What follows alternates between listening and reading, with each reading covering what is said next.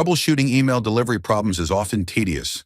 A new diagnostic tool in Zeems makes this process a walk in the park. Let's see how it works. First, I will pretend to be a user trying to email someone at Gmail, but the recipient never gets it. To investigate, I log into my Zeems interface as the administrator, click Tools and Troubleshoot Delivery. Here, I copy and paste the sender's and the recipient's addresses and click the Investigate button.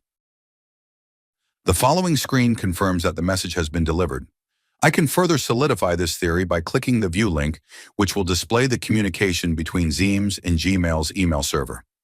A status code of 250 after the data command confirms that the receiving server has accepted this email. If the recipient still claims they did not receive this message, the problem is now on the receiving end. This message may have been tagged as junk or blocked for another reason. Have the recipient check their junk folder.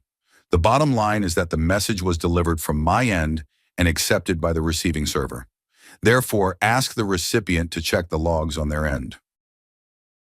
For my next test, I will send another email to a Gmail address, but enter the recipient's email incorrectly.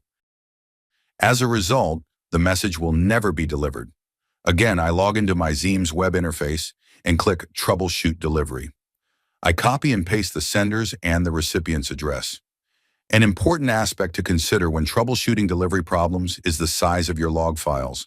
Once these files reach a maximum size, they are recycled. Therefore, it is very likely you won't find the logs for an email sent a month ago. This field specifies the number of days to go back for your search, which is set to 4 days by default. Once satisfied, I click the Investigate button. Another important fact to note is that there are two types of delivery failures: fatal and non-fatal. An example of a fatal error is an incorrect address where the domain name is correct but not the username.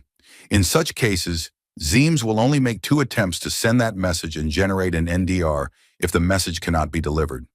Such a message is configured as fatal because regardless of how often the sender retries, it will result in a non-deliverable message. After all, the address is incorrect. Messages that fail due to non-fatal errors will sit in the outbound queue for a longer period, which is usually configured for about 48 hours. An example of a non-fatal error is a network-related problem when the receiving server cannot be reached. My last example refers to a fatal error, meaning I put the domain name correctly but typed the username incorrectly. Therefore, this message will sit in the queue only for the first few minutes.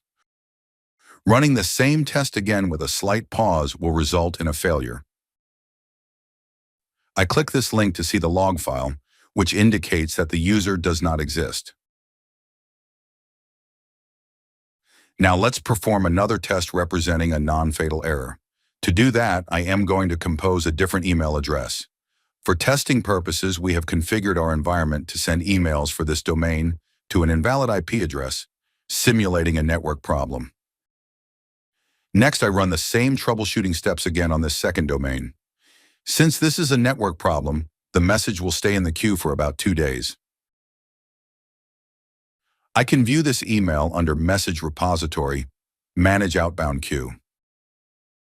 Clicking the Retry button on this page will force Zeems to send this message again.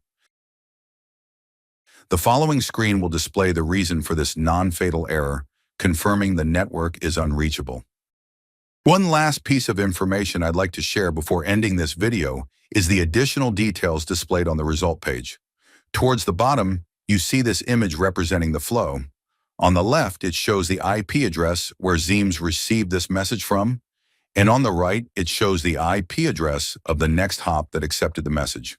In my example, I sent an outbound message to a Gmail account, and therefore the IP address I see here belongs to Google. Moreover, SSL appears here if the communication occurs over a secure channel, confirming your email went out using encryption. That concludes this short video. Check out other helpful videos on this channel if you're an administrator responsible for your company's email infrastructure.